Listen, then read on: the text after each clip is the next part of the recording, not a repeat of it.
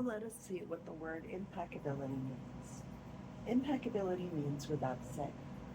Impeccable comes from the Latin peccatus, which means sin. The M in impeccable means without. So impeccable means without sin. Religions talk about sin and sinners, but let's understand what it really means to sin. A sin is anything you do which goes against yourself.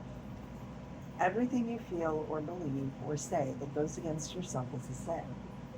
You go against yourself when you judge or blame yourself for anything.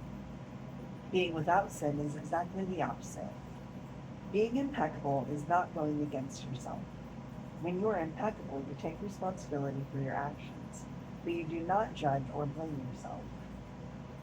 From this point of view, the whole concept of sin changes from something moral or religious to something common sense. Sin begins with rejection of yourself. Self-rejection is the bigger sin that you commit. In religious terms, self-rejection is a mortal sin, which leads to death. Impeccability, on the other hand, leads to life. Being impeccable with your word is not using the word against yourself.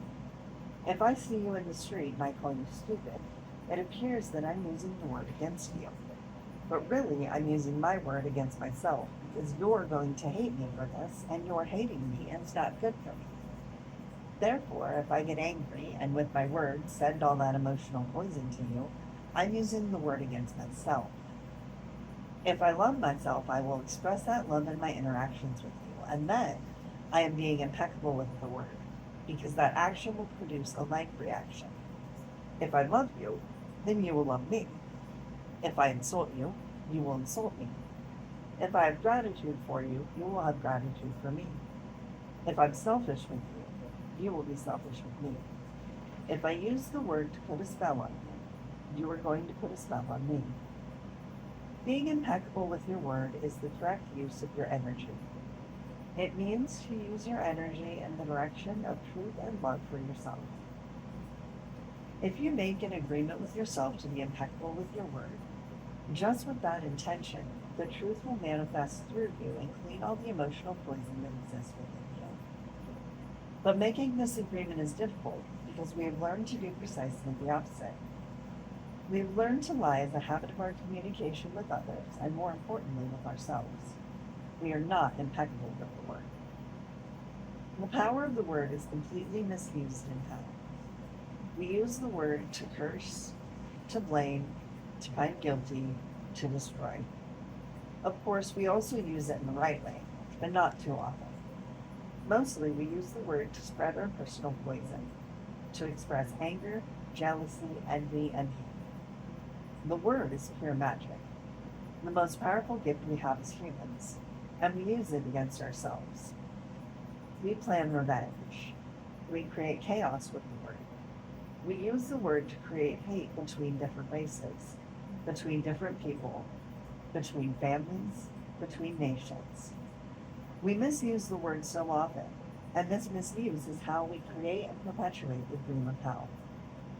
Misuse of the word is how we pull each other down and keep each other in a state of fear and doubt. Because the word is the magic that humans possess and misuse, misuse of the word is black magic.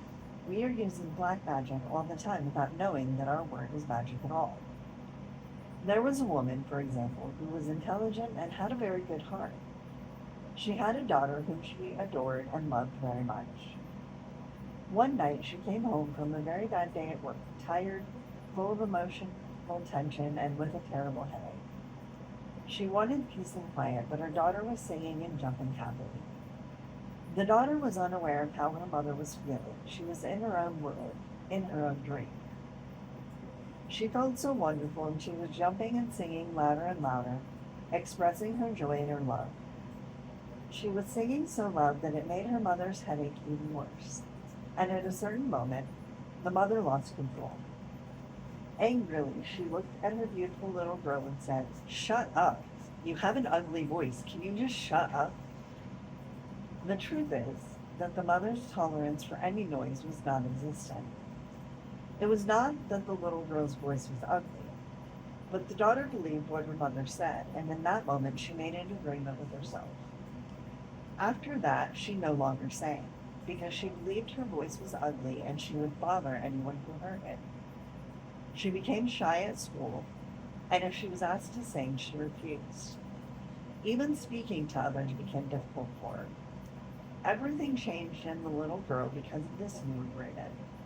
She believed she must repress her emotions in order to be accepted and loved.